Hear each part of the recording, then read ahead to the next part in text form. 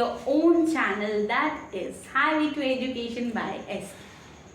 So today we are going to start our new session of grammar and my first topic is punctuation. आप में से कई सारे students ऐसे होंगे जिन्होंने पंक्चुएशन का नाम सुनते ही अनुमान लगा लिया होगा, सोच भी लिया होगा कि punctuation is not important. So why do we learn the punctuation? But students, this comes in language. Whenever anything comes in language, that is important. In fact, you can't write any single sentence or single paragraph without using punctuation. आप punctuation के बिना कोई भी word, एक paragraph तक नहीं लिख सकते. तो आपको तो समझ में आ गया होगा पंक्चुएशन. पंक्चुएशन को हिंदी में क्या बोला जाता है? दैट इज विराम चिन्ह.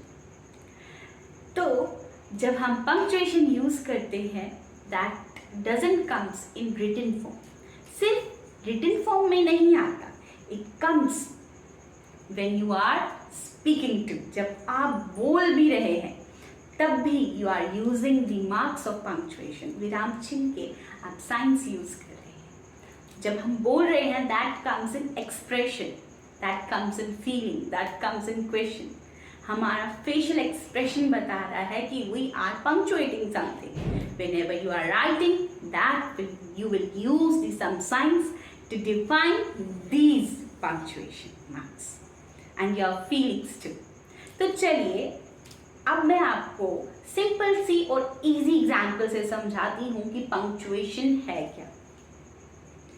अब आप एक घर ले लीजिए जिसको हमने सेपरेट किया है वॉल्स से. कुछ ड्राइंग रूम बनाया है, कहीं पे डाइनिंग रूम है, कहीं पे हमारा बेडरूम है, किचन है, इनफैक्ट बाथरूम, स्टोर रूम, जो कि किसने सेपरेट किया है? वॉल्स ने सेपरेट किया है. अब इन सभी रूम्स में से हम एक पर्टिकुलर रूम ले लेते हैं, किचन. आप अब जब भी किचन में जाते हैं तो आप देखते हैं वहाँ पे प्लेटफॉर्म होता है. प्लेटफॉर्म के ऊपर गैस स्टोव होता है और प्लेटफॉर्म के नीचे हमने क्या रखा होता है? हमारा गैस सिलेंडर. साइड पे सिंक होता है, उसी के साइड्स पे कुछ कबर्ड्स होते हैं जहाँ पे हमने कटलरीज, हमारे मील बॉक्सेस, स्पाइसेस बॉक्सेस रखे होते हैं. तो देखिए कितना वेल ऑर्गेनाइज करके हमने रखा है. बेडरूम में चले जाइए, बेड मिलेगी, अलमीरा, रग, टेबल, सब कुछ कितना ऑर्गेनाइज करके रखा होता है. अब एक घर ऐसा ले लीजिए, एक हाउस है जिसमें कोई भी दीवार नहीं है, किसी भी चीज़ का सेपरेशन नहीं हुआ है. मेरा उस जगह पे वो स्टोव भी वहीं पे है, सिलेंडर भी है वहाँ पे, फर्श पे पड़ा हुआ, वेजिटेबल्स भी हैं, या बेड भी है, रग, टेबल, सब कुछ. कितना मेसी लगेगा क्योंकि वो सेपरेटेड नहीं है. That is a punctuation difference. यानी कि जो मैंने फर्स्ट हाउस की बात की जिसको हमने सेपरेट करके रखा था, ऑर्गेनाइज करके रखा था, that comes in a punctuation. कितना अच्छा लग रहा है उसको वॉच करते ही.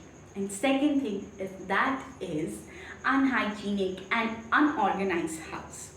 तो आपको तो समझ में आ गया होगा that is the difference between the punctuation and unpunctuated sentences. तो यही चीज़ें आपको नोटिस करनी होती हैं और यूज़ करनी होती हैं.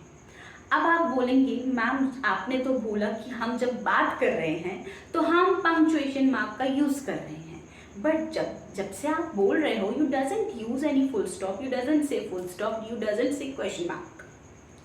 बट मेरे एक्सप्रेशन आपने वॉच किए होंगे, मैंने विराम भी लिया है, रेस्ट भी लिया है और मैंने क्वेश्चन भी किया है. तो आप सबको ये पता चल गया कि that is my facial expression show कि I am using the punctuation mark. और राइटिंग में हम क्या यूज करते हैं? कुछ साइंस का यूज करते हैं. So, without wasting our time, let's explain the definition of punctuation mark.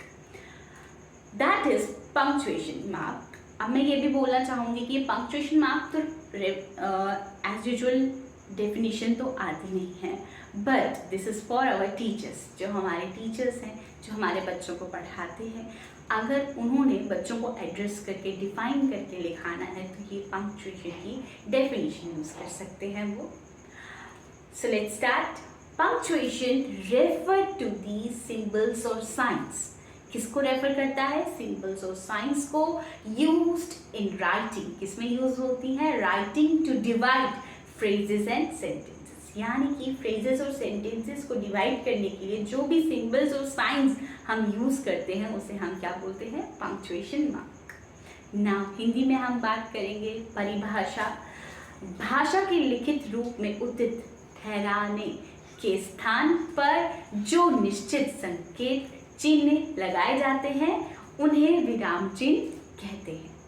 अब ये विराम चिन्ह यानी कि पंक्चुएशन मार्क बहुत सारे हैं। फुल स्टॉप है, कॉमा है, क्वेश्चन मार्क है, एक्सक्लेमेशन मार्क है, कॉलन, सेमी कॉलन, बहुत सारे, हाइफन, ठीक है, ब्रैकेट्स, बहुत सारे।